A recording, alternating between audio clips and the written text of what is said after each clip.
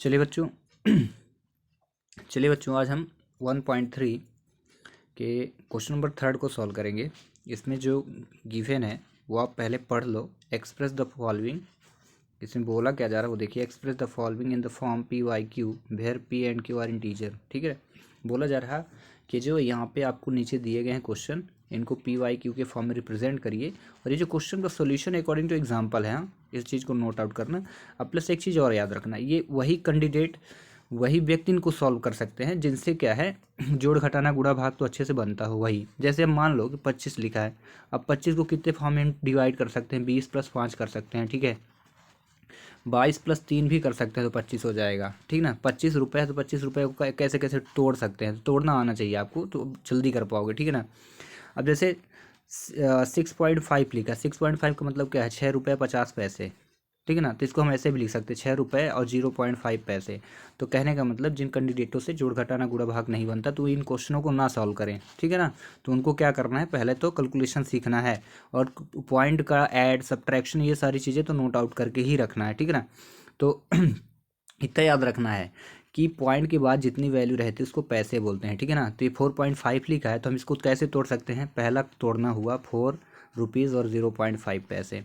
और अगर हम तोड़ना चाहें तो इसको ऐसे भी तोड़ सकते हैं, 2.3 प्लस 2.3 कर दिया ना, 2.3 प्लस यहाँ लिख दूंगा 2.2, तब भी ये 4.5 ही कहलाएगा। कैसे, 2 यहाँ पे जब ऐड किए 2.3 में 2.2 को जब ऐड करोगे कितना होगा, 3 to 5 और 2 to 4, 4.5 है ना।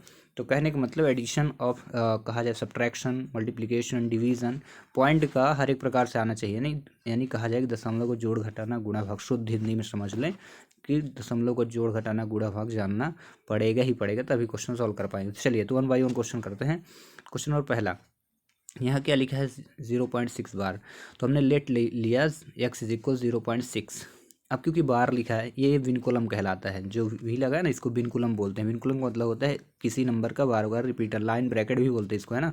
ठीक है, तो इसको आप मेंशन कर सकते हो x = 6 को मैनी टाइम लिख दो तो 0.6666666 ऐसे लिख दिए।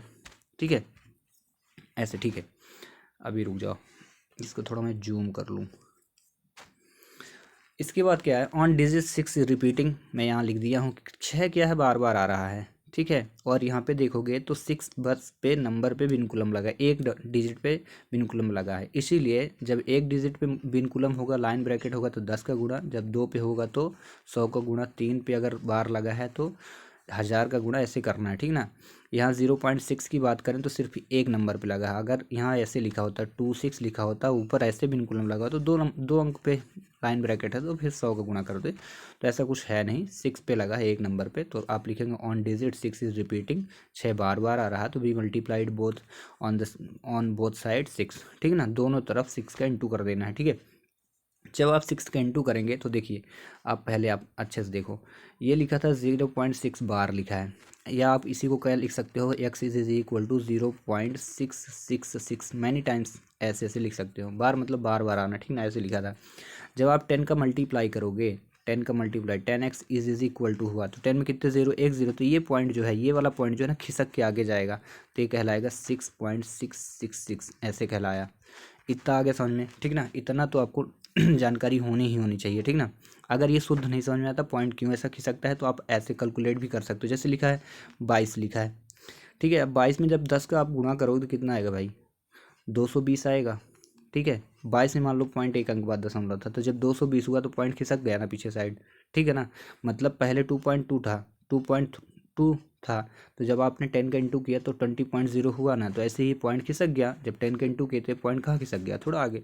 तो ये क्या क्या कहलाया, 10x = 6 रुपये और इतने पैसे हैं। ठीक है, तो मैं इसको क्या करूँगा, रुपये को अलग पैसे को अलग कर दिया, तो इसको क्या लिखूँगा, 10x = 6 + 0.66 ऐसे, या इसी को मैं 6 बार भी दिखा सकता हूँ। यहाँ पे देखिए 10x = 6.6 बार दिखा दिया, बार ना दिखाता तो मैं क्या लिखता, मैनी टाइम्स लिख दिया, बात उतनी ही है। ठीक है ना, दोनों तरफ वही बात है।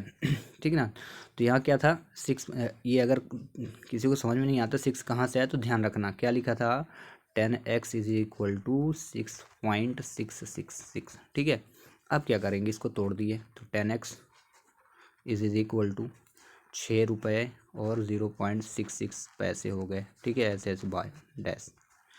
इसके बाद क्या करेंगे, 10x लिखे, 10x लिख दिया, ठीक है, 6 रुपये हुए प्लस पैसे की वैल्यू यहाँ पे देखो, इसको मैंने लेट किया था x इज इक्वल टू इतने, जहाँ पे x आएगा वहाँ आप मेंशन कर दो, तो यहाँ x मेंशन कर दो, ठीक है। जब मेंशन कर दिए तो इस x को x के पास ले आ लो, तो ये देखो ये यहाँ पे देख लो, यहाँ से देख लो, ठीक है।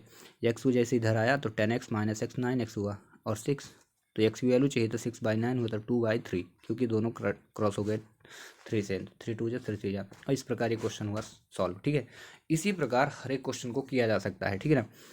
यहाँ पे 6.6 बार कर दिया था, क्योंकि ये जो रिपीटिंग नंबर था, ये पॉइंट जो था खिसक के कहाँ पहुँच गया था, आगे वाले 6 के पास। तो जब आगे वाले 6 के पास पहुँचे तो ऐसे ऐसे आया, ऐसे ऐसे ऐसे ऐसे आया, ऐसे ऐसे, तो इसको ऐसे लिखा जा सकता है, 6.6 बार लिखा जा सकता है, कोई दिक्कत नहीं, इससे कोई दिक्कत नहीं। 6 पॉइंट आप बार दिखाओ, मैनी टाइम्स दिखाओ, अदरवाइज ऐसे दिखा दो, ठीक है। फिर ये 6 रुपये 6.6 लिखा था, तो इसको आपने तोड़ा कैसे, ऐसे अभी तोड़ के दिखाया था ना कि 10x इज इक्वल टू क्या लिखे 6.6 बार, या इसी को लिखेंगे 10x is equal to 6 rupees और क्या 0.6 बार, या फिर मैनी टाइम्स लिखो, ये मैनी टाइम्स लिखो या ये सेम ही है। हाँ?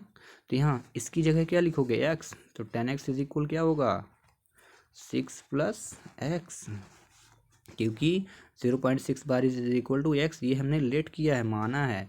अब इस एक्स को इधर लाए तो 10x minus x is equal to 6, तो 10x में गया तो 9x आया, और 9x इज इक्वल 6 और डिवाइड कर दिया, आंसर आ गया, ठीक है। इसी प्रकार हम सब क्वेश्चन को करेंगे। तो चलिए नेक्स्ट क्वेश्चन अब करते हैं।